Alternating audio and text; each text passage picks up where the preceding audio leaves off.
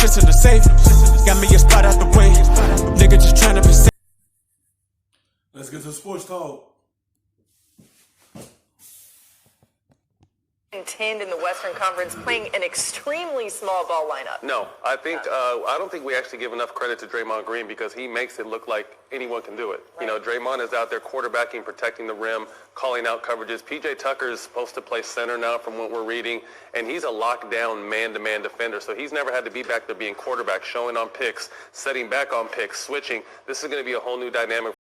James Harden's going to have to worry about getting that last rebound anymore because without Clint, there's going to be a ton of extra rebounds, and they're going to be for whoever wants to get him the most. Yeah, he's going to make sure Austin Rivers doesn't take it from him. I know we say Draymond Green, but don't forget they have bigs that can plug holes for Golden State to win a world championship as well that helped them in the end. All right, we have a new segment I'm really excited about. It's called Shoot the J, and this is where we go through some under-the-radar storylines that J-Will says you need to know. So, Jay, let's start it off. What's your first storyline we should be following? Can't see me right now, but I'm holding some dollars in my hand. I'm holding some dollars in my hand. You know I'm holding dollars. I'm ready to take those. For number one, Dame Dollar. I mean, look at the numbers on the screen. That's what he's been averaging over his last 7 games. 45 points, 10 assists per game.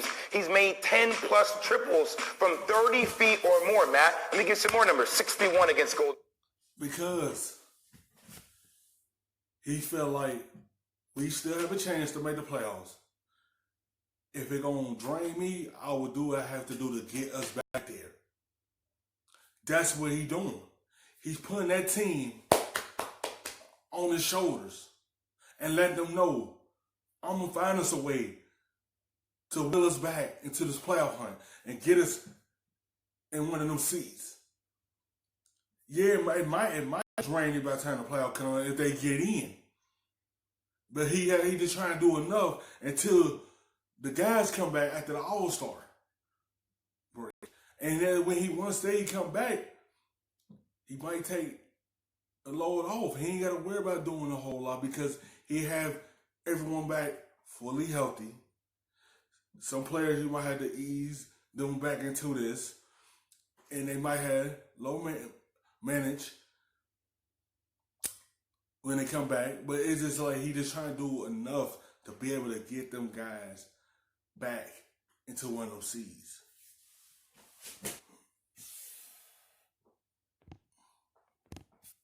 50 against Indy, 51 against Utah, 48 against the Lakers. Dame putting in work. He's always someone who's flown under the radar but been one of the best players in the game.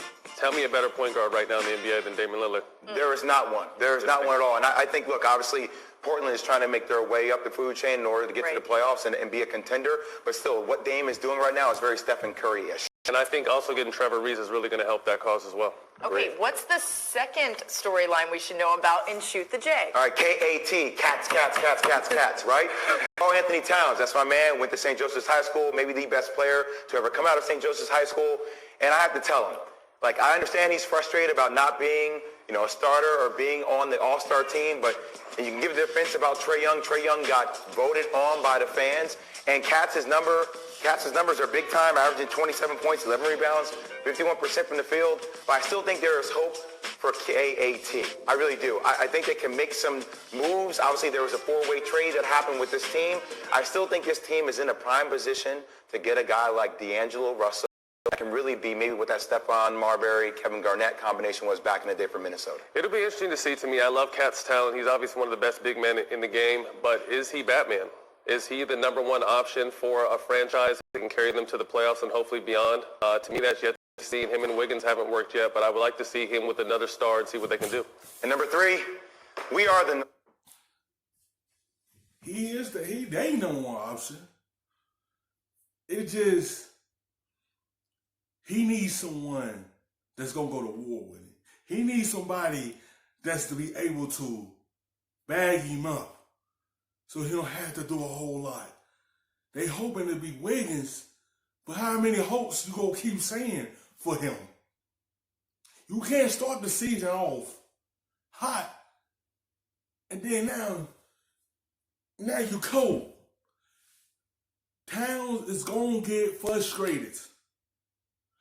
There's a lot of stars that do that with certain franchises they with. He might not be a T-Wolf any longer if they don't figure out a way to make him smile and make him want to be there. Because if his face go like this, he's going to be up out of there. They better figure out something to turn this around because he going to go out that door. Look, I'm sorry. Stand up. I'm sorry. I was wrong. I only when I was wrong. Yes. At the beginning of the season, I said this is a regular season team. Yep. This is not a playoff team. I was flat out wrong. This team has been plagued by injuries. Norman Powell, Pascal Siakam. Pascal is actually a starter in the All-Star game. I didn't think he could fill the void of Kawhi Leonard. Marcus Gasol is still hurt. But guys like Fred VanVleet have stepped up tremendously. Kyle Lowry has played extremely well. And they have maybe one of the best coaches in. Why you think Toronto wasn't panicking when they seen Kawhi left? They weren't panicking because you saw Siakam went from here to the growth into an all-star player. They know what he was going to be the year after. That's why it wasn't no panicking mode with them when Kawhi decided to go home to the Clippers. They know they already still they building in Siakam. So they ain't worried about it so much. And they still have a solid team attached with him. So it wasn't no, oh man, we gotta figure out a way to keep our team afloat. No, they wasn't worried about it because they still had Gasol. They still had Ibaka. They still had Fred VanVleet. They still had Kyle Lowry. They still had Powell. They still had Ginobili. And then they add on some pieces in Jeffries. And it wasn't no panicking, no time soon. Yeah, it's going to be hard to get back to the finals. Yeah, it's not going to be how it was last season. But they still have a solid team this season. Because they're going to have to get past Milwaukee to get in that championship game. But it's not going to be the same team, but it wasn't no panicking because they know who they had. They seen that growth with him. They stayed with him. They see how he played beside Kawhi, and they know if Kawhi decide to leave, we gonna put all that shit over there with Fred VanVleet, and that's, with Siakam. That's why they wasn't worrying about what could happen because they know we're going to offer them all this money because we still have our superstar part of this team. In the world, Nick Nurse. He does not get enough credit. I think he's in the top 5 coaching category right now in the league. That's how talented this team is. I apologize too. When on my podcast earlier in the year, I didn't even have him in my playoff mix, and that was blatant disrespect. And I apologize. Fans were on me. Even a couple players tweeted me. But they're probably the most surprised team outside of Miami this season. Thank you for watching ESPN on YouTube. For more sports and analysis, download the ESPN. But a little bit of the rub, nigga, I gotta be safe.